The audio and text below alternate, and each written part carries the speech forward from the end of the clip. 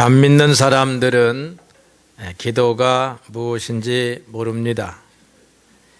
구약의 욥 시대에 부자와 권세자들은 신앙을 부정한 사람들이 많이 있었습니다. 그들은 전능자가 누구이기에 우리가 그를 섬기리요, 우리가 전능자에게 기도한들 무슨 소용이 있으리요, 이렇게 말하곤 했습니다. 그들은 삶에 큰 고난이 없었던 것 같습니다. 고난이 온다 할지라도 고난은 돈과 권세로 해결할 수 있다라고 생각했습니다. 그러나 욥은 고난 가운데서 기도합니다. 전능자가 나의 길을 아시나니 내가 단련된 후에는 정금과 같이 나오리라. 그래서 기도하는 사람들에게 고난은 축복이 될 수가 있는 것입니다. 누구나 겪는 고난을 하나님을 알지 못하고 기도하지 않는 사람들은 고난으로 끝나고 말지만, 하나님을 알고 기도하는 사람들에게 있어서의 고난까지도 하나님께서 주시는 축복이 되는 것입니다. 신앙생활에서 기도는 강조할 필요가 없습니다. 그만큼 중요하지. 기도를 통해서 전능하신 하나님과 친교, 교제가 시작이 됩니다. 우리 모두는 기도의 중요성을 알고 있는 사람들이요, 기도하는 분들이라 믿습니다. 중요한 기도의 원칙 가운데 하나가 오늘 예수님께서 가르쳐 주신 깨어서 기도하는 것입니다. 기도할 때에 물론 우리의 육신도 깨어 있어야 하겠지만 정신이 깨어 있고 영혼이 깨어 있어야 참된 기도를 드리는 것입니다. 예수님께서 깨어서 기도하는 것이 무엇인가를 제자들에게 보여주셨습니다. 예수님의 삶은 기도의 삶이셨습니다. 늘 하나님의 뜻 가운데 사셨던 분이셨습니다. 하나님과의 교통에 있어서 한 점 어긋남이 없으신 분이셨습니다. 그런데 오늘 겟세마네 동산에서 하시는 기도는 평상시 예수님의 기도와는 조금 다릅니다. 얼굴을 땅에 대십니다.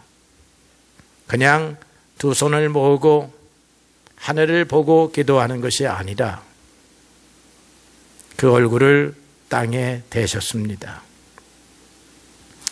그분이 흔들리고 있는 모습을 성경이 그리고 있습니다.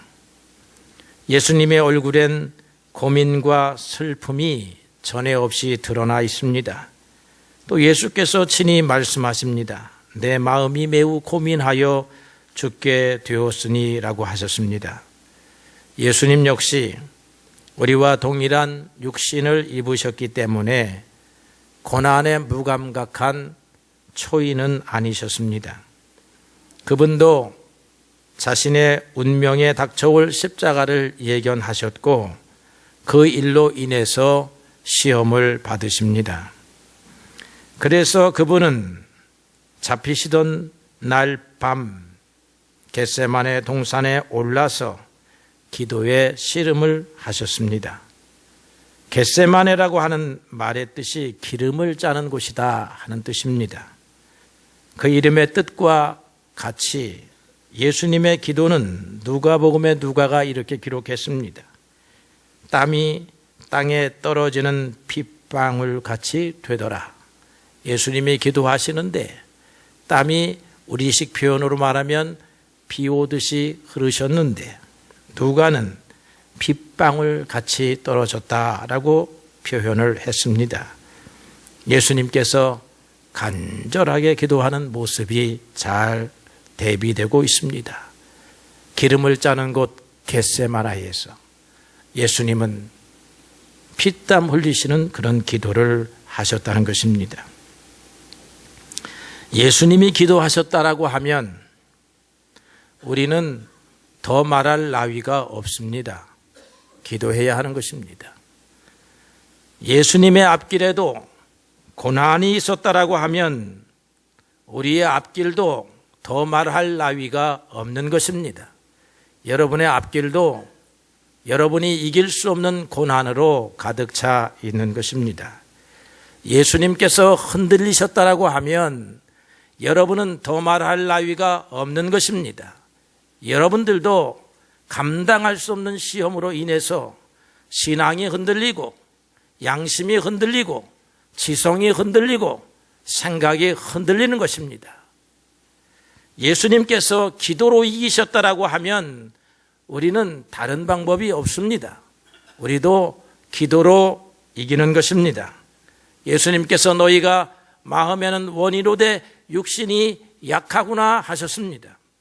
모든 인생, 육신을 입고 있는 인생은 육신이 연약하여 육신 때문에 뜻을 접을 수밖에 없습니다. 그럴 때 우리가 의지할 수 있는 힘이 하나님이라고 하는 것입니다. 우리의 힘을 하나님이여 나를 도우소서 하는 것이 그래서 기도의 첫걸음이 되는 줄로 압니다. 여러분, 오늘 이 자리에 있는 모든 사람들은 하나님이여 나를 도우소서 하는 그런 기도를 오늘 드리고 갈 수 있게 되기를 바랍니다. 깨어서 기도한다 라고 하는 것이 구체적으로 무슨 뜻일까 생각해 보게 됩니다. 제자들은 예수님의 기도하시는 모습을 보고 성장했습니다.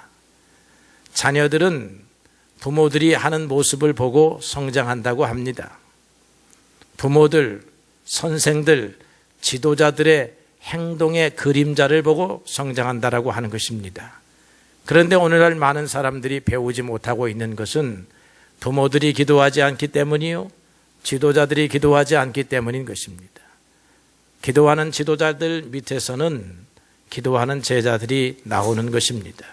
기도하는 부모 밑에서는 기도하는 자녀들이 나오는 줄로 그렇게 믿습니다. 제자들은 예수님이 하시는 기도를 보고 성장합니다. 기도의 교육도 받았습니다. 기도의 훈련도 받습니다. 그리고 그 기도를 임상까지 합니다. 밖에 나아가서 예수님의 권세와 능력을 가지고 기도를 통해서 병자들도 고치고 귀신들도 내어 쫓습니다. 그런데 오늘은 결정적인 순간에 그런 과정을 거쳐왔던 제자들이 기도하자라고 하는 주님의 마지막 당부요 명령에 불순종하고 있습니다. 시험에 들지 않게 기도하라고 했는데 기도하지 못하고 졸음에 빠져들고 있다라고 하는 것입니다. 그래서 우리는 깨어서 기도하라 하는 주님의 말씀을 우리의 가슴 속에 깊이 새겨야 하는 것입니다. 사실은 기도 자체가 깨어 있는 것입니다. 우리의 영혼이 하나님을 바라보고 있다라고 하면 그 영혼은 깨어 있는 것입니다.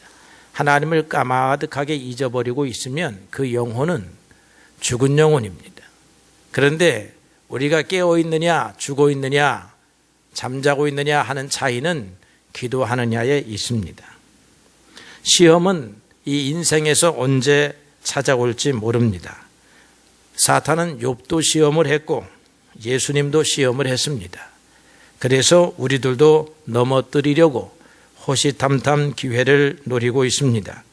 베드로전서 5장 8절의 말씀에는 근신하라, 깨어라, 너희 대적 마귀가 우는 사자와 같이 두루 다니며 삼킬 자를 찾나니 너희는 믿음을 굳건하게 하여 그를 대적하라 했습니다. 믿음을 굳건하게 하는 것이 기도하는 것입니다. 마치 성을 지키는 파수꾼이 졸지 아니하고 깨어 있을 때에 그 성이 지켜지는 것처럼 기도하는 사람도 기도할 때에 파수꾼과 같이 자기를 지키고 가정을 지키고 교회를 지키고 나라를 지킬 수 있는 것입니다. 언제 적군이 쳐들어올지 모르기 때문에 경계를 하고 있어야 하는 것입니다. 다윗이 사울을 피해서 궁궐에서 멀리 떨어진 100여 킬로 떨어진 엔게디 광야에 가 있을 때가 있었습니다.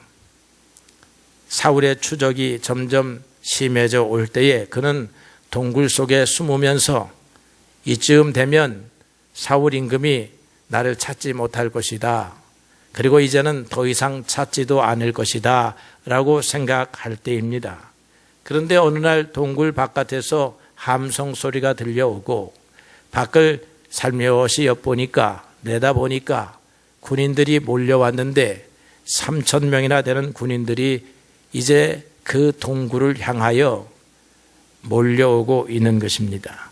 다윗은 기도하지 않을 수가 없었습니다. 3,000명이 샅샅이 뒤지는데 살아남을 길이 없는 것입니다. 다윗은 이렇게 기도합니다. 나는 사랑하는데 그들이 나를 대적하니 나는 기도할 뿐입니다 라고 하면서 오늘 예수님처럼 얼굴을 땅바닥에 대고 주여 나를 살려주소서라고 기도했을 것입니다. 그는 하나님만이 나의 구원자요 피난처요 나의 요새요 나를 들어 올리시는 자요 나는 하나님을 바라봅니다. 그렇게 기도합니다. 하나님께서 너무나 극적인 방법으로 다윗을 구원하십니다. 사울 임금이 군사들을 제지합니다. 야, 저 동굴에는 내가 먼저 볼 일이 있어서 들어가 봐야 되겠다. 밖에서 지키고 있어 보아라. 그리고 사울 혼자 들어가서 볼 일을 보았다라고 하는 것입니다. 아무런 일도 일어나지 않고 자기가 볼 일을 봐서 그런지 이제 군사들이 들어오는 것이 좀 창피해서 그렇는지 이 안에는 아무도 없다. 야, 다른 데를 가보자. 이렇게 해가지고 다윗이 구출을 받는데 다윗이 구출을 받는 것은 사울의 생각이 바뀌었지만 그 바뀌게 한 것이 하나님의 은혜라 능력이라 하는 것입니다. 그래서 위기를 만날 때에 기도하는 것 자체가 깨어있는 거예요. 하나님만이 나의 피난처이시다 라고 믿고 하나님 앞에 나아가는 것, 기도하는 것, 그것이 깨어있는 자세입니다. 그런 것을 볼 때에 오늘 여러분들 자기를 점검할 수 있습니다. 나는 깨어있는 사람인가? 기도하는 사람인가? 하는 것을 여러분들이 점검해 보시기를 바랍니다. 깨어서 기도한다 하는 말은 그러면 기도하는 것이긴 한데 어떻게 기도하는 것이냐라고 할 때에 규칙적으로 기도하는 것을 말하는 것입니다. 24시간 깨어서 잠을 자지 않는 것이 아니고 우리는 잠도 자야 되고 일도 해야 되고 또 다른 일도 많이 있기 때문에 항상 성전에 와서 기도할 수는 없는 것입니다. 그런데 성경에서는 깨어서 기도한다라고 하는 것을 규칙적으로 기도한다라고 구약 성경이 가르쳐주고 있습니다. 구약 성경은 하루에 3번 기도하는 것을 깨어있는 기도로 제시합니다. 다윗도 3번 기도했고 다니엘도 하루 3번씩 기도합니다. 쉬지 않고 기도합니다. 아침에 1번, 점심에 1번, 저녁 때 1번. 여러분 점심을 건너뛰면 저녁에 2번 하시고 그렇게 하셔야 된다 이 말이에요. 아침에 일어나자마자 기도해야 되는데 기도할 만한 그런 마음의 자세가 안 되면 그때 새벽 예배도 나오는 것이다 라고 할 것입니다. 다니엘은요, 다니엘서를 보니까 이렇게 기록되어 있습니다. 다니엘이 조서에 왕의 도장이 찍힌 것을 알고도 자기 집에 돌아가서는 윗방에 올라가 예루살렘을 향한 창문을 열고 전에 하던 대로 매일 하던 대로 하루 3번씩 무릎을 꿇고 기도하며 그의 하나님께 감사하였더라.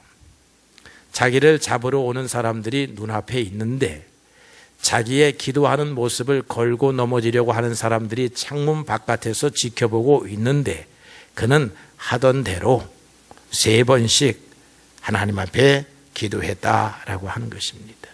그래서 여러분 깨어서 기도하려고 하는 주님의 명령을 지키려고 한다면 규칙적으로 기도하는 것입니다.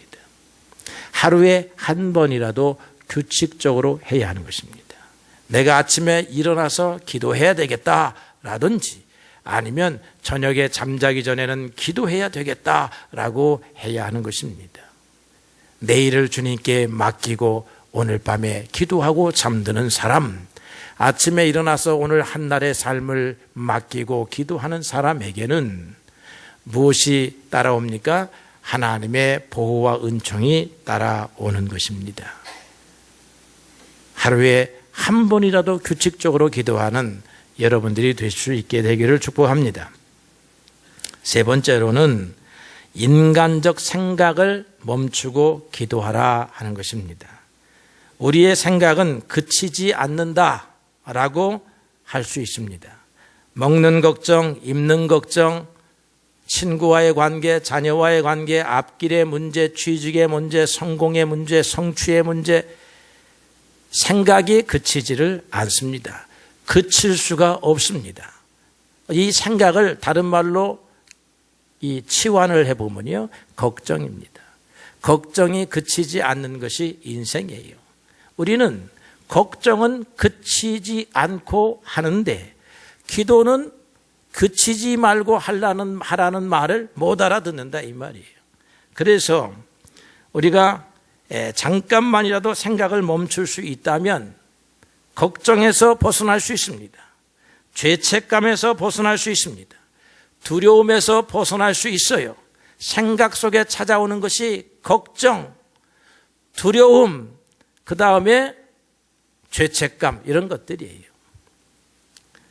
생각할 수 있는 능력은 큰 축복이지만 그런 생각이 고통의 원천이 될 때가 너무나 많습니다.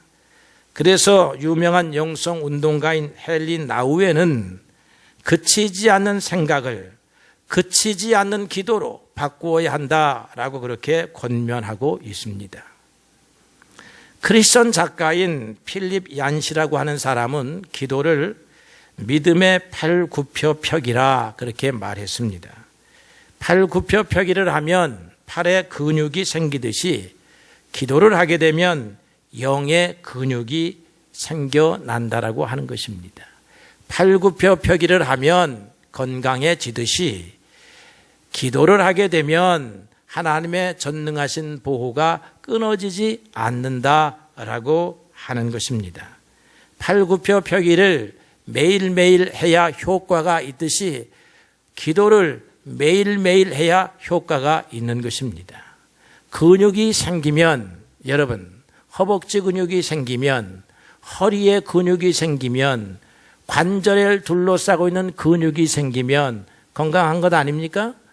나이가 들면서 여러분 근육에 신경을 쓰십시오. 저는 우리 미국에 있는 아들하고 전화를 하면 나는 기도해라 그렇게 권면하는데 미국에 있는 아들은 근육을 키우세요. 아버지 나이에는 근육 운동해야 됩니다. 그렇게 권면을 합니다. 그래서 나도 근육을 키울 테니까 너는 기도의 근육을 키워라. 이렇게 교제를 합니다. 그래서 철봉도 하고 아령도 하고 그다음에 계단 오르기도 하고 그래요. 그래서 우리 아들에게 전화하기를 아버지는 매일같이 계단을 오르면서 근육 운동한다. 팔굽혀펴기를 한다. 철봉을 하면서 근육 운동을 한다. 너는 기도 운동을 하느냐? 그렇게 묻습니다. 내가 해야 말할 수 있기 때문인 것입니다. 나이 드신 분들은 근육이 중요하다고 하는 걸 다 알아듣습니다. 젊은 사람들은 근육이 중요한지를 워낙 근육이 튼튼해서 못 알아들어요. 근데 여긴 대부분 나이 많으신 분들이니까 근육이 중요한 것, 영적 근육 중요하다 이 말이죠. 근육을 키우려고 하면 매일이 중요하다. 매일. 그래서 기도는 매일 해야 된다.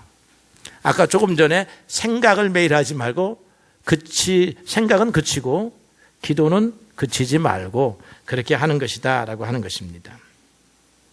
바울이요 빌립보 성에서 복음을 전하다가 감옥에 갇혔지요. 크게 신앙이 흔들릴 수 있는 위기의 시간이지 않았겠습니까? 대개 우리도 이런 위기 앞에서는 신앙의 시험을 받습니다. 그런데 바울은 그치지 않는 기도를 하던 사람이요. 기도로 영의 근육이 단련된 사람이었습니다. 그러니까 바울의 심령 속에는 하나님을 믿는 믿음이 확고했어요. 하나님의 약속을 믿는 믿음이 확실했다라고 하는 것입니다. 여러분 잘 생각해 보세요. 여러분들도 성경을 묵상하다 보면 이런 깨달음을 얻을 수 있어요. 사도행전 16장에 보게 되면 사도 바울이 아시아에서 열심히 전도하려고 해요. 그런데 마게도니아 사람이 환상 가운데 와서 좀 우리를 도와달라 그렇게 요청을 합니다. 이 환상이 웬 뜻이냐라고 기도를 하지요. 기도를 해보았더니 하나님께서 인도하시는 거예요. 성령이 인도하는 거예요. 하나님께서 나로 하여금 마게도니아에 가서 저 마게도니아의 그 유럽이죠. 마게도니아가 유럽을 복음 전파하라고 부르시는구나라고 생각하고 건너가서 첫 마을이 빌립보성입니다. 그런데 빌립보성에서 복음을 전했는데 참 복음의 불길이 활활 타오르면서 크게 성장을 하지만 반대로 시련은 너무나 커서 붙잡혔다 이 말이죠. 매를 흠뻑 얻어맞고 난 다음에 감옥에 내동댕이 쳐졌습니다. 그리고 너는 내일 사형이다 하는 소리를 듣습니다. 그가 기도를 하면서 하나님을 바라보는 거예요. 하나님이 이 마게도니아의 큰 일들을 다 복음을 전하라고 하셨는데 이제 첫 성읍에 와서 죽음의 위기를 맞이했다는 거예요. 그러니까 그가 마음속에 하나님이 이 마게도니아 성을 다 주셨는데 내가 여기서 죽을 수 있으랴? 하나님이 나를 보호하시지 않겠느냐 하는 믿음이 꽉 들어오게 되는 거다 이 말이죠. 여러분 사명이 있는 사람은 안 죽는다는 말이 이런 데서 나오는 거예요. 하나님이 여러분의 일생을 보호하기로 했는데 여러분 한 번 당하는 시련 때문에 여러분의 인생이 무너지겠느냐? 여러분 이런 믿음을 가지려고 하면 기도하는 사람이 되어야 된다 이 말이에요. 날마다 기도 가운데 내가 너를 사랑하노라, 내가 너와 함께하노라, 내가 너의 앞길을 준비하였노라 하는 주님의 음성을 기도를 통해서 듣는 사람이 그 얼굴에 무슨 두려움이 있으며 그 심령에 그 언어에 무슨 걱정과 염려가 있겠습니까? 기도하는 사람이냐 아니냐 하는 것은 하나님도 알지만 저도 알아요. 얼굴을 보면 알고 말하는 것을 보면 알고 행동하는 것을 보면 압니다. 조그마한 문제 가지고 울그락불그락 하는 사람 기도하는 사람은 아닙니다. 조그마한 염려 때문에 걱정 근심으로 가득 찬 수심찬 얼굴을 가지고 있는 사람 기도하는 사람이 아니에요. 주님 앞에 자기의 삶을 묻는 사람은 그렇게 살지 않는 것입니다. 여러분 그래서 기도해야 되는 것입니다. 그런 것을 보면 깨어서 기도한다라고 하는 것은 기도하는 것 플러스 넘어서 온전한 기도입니다.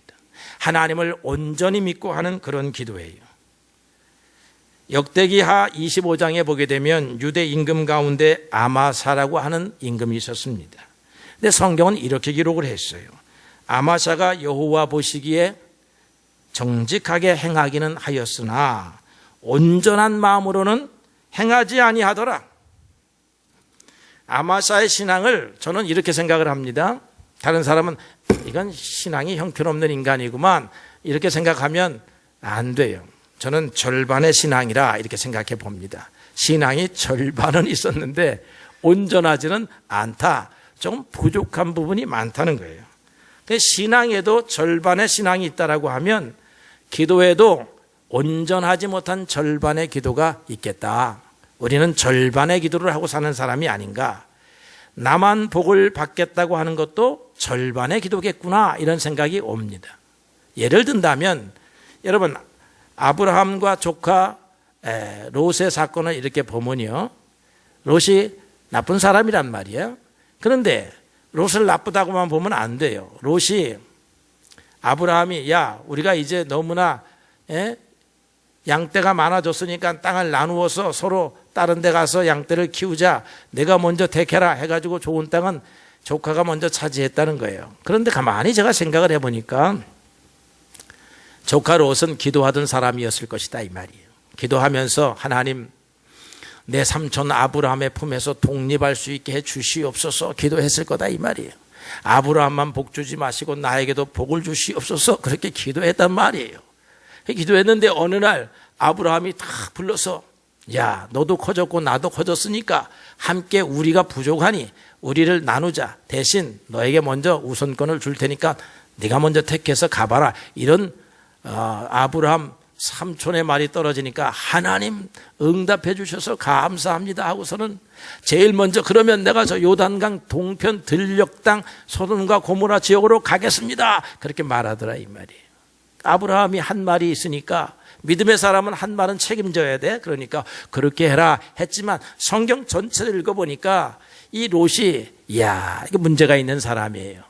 삼촌의 은혜를 모르는 사람이요, 삼촌한테 먼저 양보를 못하는 겸손치 못한 사람이요, 문제가 있다 이 말이죠. 그러니까 뭐라 생각해 보니까 이 사람은 절반의 기도를 한 사람이요, 절반의 신앙을 가졌던 사람이라 하나님 앞에 복을 받기는 원하였고 그래서 복을 받은 것 같은데 옆에 자기에게 은혜를 끼치고 지금까지 자기를 인도했던 아브라함 삼촌에게 그것을 먼저 양보하지 못하는 아주 편협한 마음을 갖게 되었다라고 하는 거죠. 기도는 하기는 했는데 온전한 기도를 못했다 이렇게 보여진다 이런 말입니다.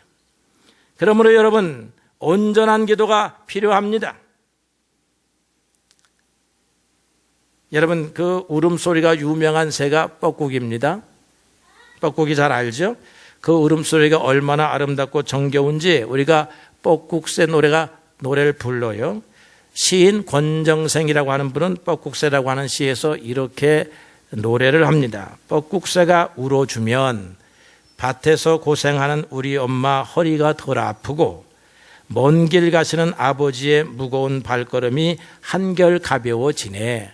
아름다운 음악을 들으면 마음이 좋아지는 것과 같은 것처럼 새의 울음소리 가운데서도 뻐꾹의 울음소리를 사람들이 좋아하게 되었습니다. 그런데 뻐꾹이가 목소리는 예쁘고 노래는 아름다운데 그 하는 행동은 얌체라는 것이에요. 스스로 둥지를 틀지 않습니다. 그리고는 떼까치나 맷새나 또는 종달새 같은 둥지에다가 자기 알을 낳습니다. 여러분 다 알고 있는 사실이죠? 자기 새끼를 자기가 품지 않아요. 다른 새가 품게 하는 것입니다. 자기의 수고를 안 한다 이 말이에요. 그리고 부화가 돼서 나왔습니다. 그러면 이 미련한 새 머리를 가진 새들은 가짜 어미인데도 불구하고 자기 새끼인 줄 알고 열심히 먹이를 물어다가 남의 새끼 뻐꾸기 새끼에게 먹입니다. 그런 것을 보면 우리가 그런 것을 동물의 세계에서 보면 어떻게 하고 싶어요?